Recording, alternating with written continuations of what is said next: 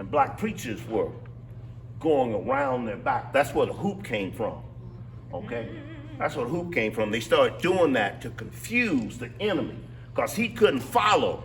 I can't do it.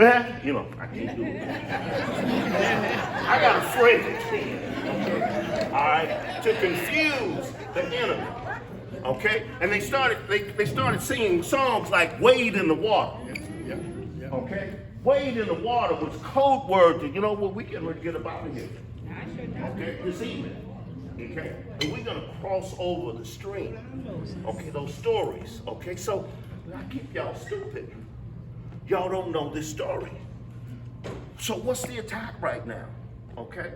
Oh, let me finish. We also punish the Haitians. Haiti used to be the jewel of the Caribbean. Most prosperous island nation in the Americas. Haiti is on an island, by the way. You know, on the other side of that island is what? They ain't poor. They got a whole bunch of money. Yet on the other side of the island, they poor. Why? We started punishing them right after that revolution. Oh, what did we do to them? We made them pay reparations to the French. They had to pay several $1 billion to the French for the loss of their slaves. Did y'all hear me? Okay. Guess who also didn't get reparations? And you know what? I got European American friends that get upset when I mention the word reparations. And I say, you know what? I'm a good American citizen. I believe in capitalism. Okay? I believe in the free market economy. That economy says if I work, I should get what? Paid. I'm sorry, if I what? Paid. If I work, I should get what? Paid. If I work 400 years, damn it. That's in the Bible. In case some of y'all are wondering, it appears 17 times. I have counted them, each one. Okay? If you work, you should get paid. And by the way, if you read in Hebrews, you'll find the following.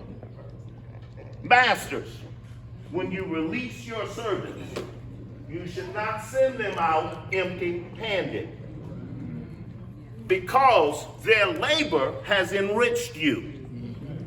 And you should give them a portion of that enrichment.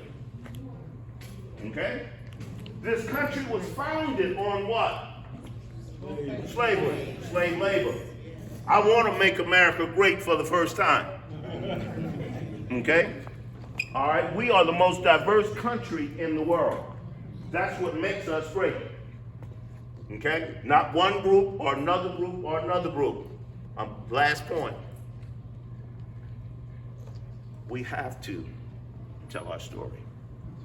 Right now, the attack on education is a deliberate attempt to make sure that we don't tell our stories. We see, I come of that generation where the responsibility of telling our stories was not in the schools. Guess where I learned to read and write? In the church. I learned to read and write in the church. Grandparents, you got a charge. You got a charge. Your charge is to tell your story. They need to know how you got over. They need to know what your world looked like. You got grandkids that absolutely have no clue who they are. We have abdicated our responsibilities as elders, as grandparents and parents, and we've left that to the schools. And guess what? Hello. Huh? It's the saddest thing, worst thing in the world you can do. Okay? No, take back our story. Each one of you has a what? You got a story. Okay? That needs to be what? Told. Each one of you knows something about survival. That needs to be what? Told. Parents, can't wait for school teachers to tell them, your kids, your story. And if you ain't got no kids, find one. This church is full of them. Oh, I want you to think about something. Going to most churches in this country, it's a donut. Guess what you don't see in the church? That middle group of kids. You see them as babies and you see them when they get to be old with kids. That donut in most churches, teenagers up until around 19, 20, 22, 23, where are they learning those stories from? And the internet. And the internet. Consequently,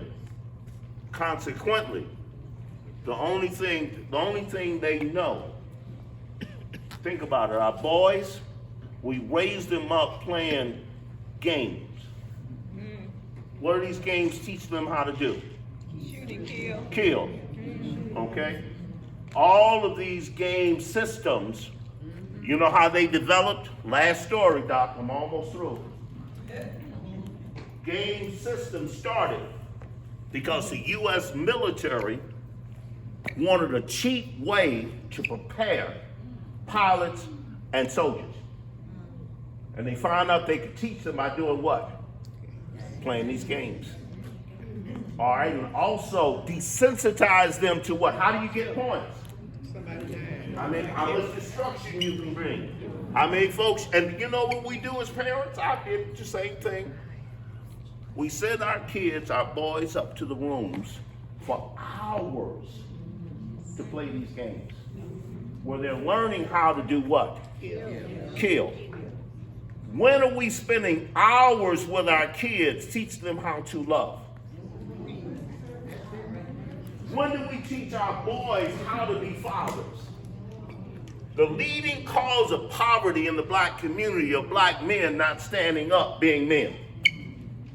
Okay? We teach them that you need to be sexually active, but we don't teach them to be sexually responsible. The reason why we push our young boys to be sexually active is because we're homophobic. We're afraid that they might be gay. And so we want them. Okay, really? My boy just got some. Oh yeah, he real man. Okay? He ain't nothing but a punk.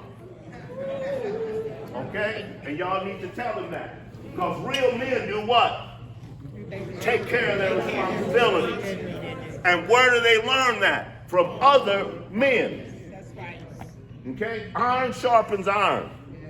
Black men, we have stepped away from our historic role in the community. We have stepped away from what God ordained for us to do, to raise up young men to be men. That's right. Guess what? God is not happy. Message. Put it on your wall. God is not what?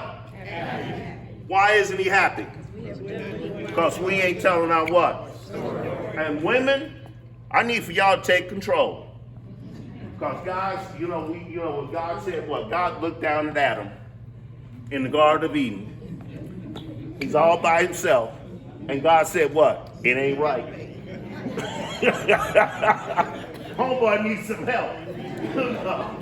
Homeboy sitting there and don't know what the blank to do about anything. Okay? God gave him Eve to do what? Help him. Because he needed all the help he could get. Okay? Men can't be men without strong women. Men cannot be men without strong women. And so the last story that we need to make sure we tell are the women in our families that helped us get over. Okay? Thank you very much.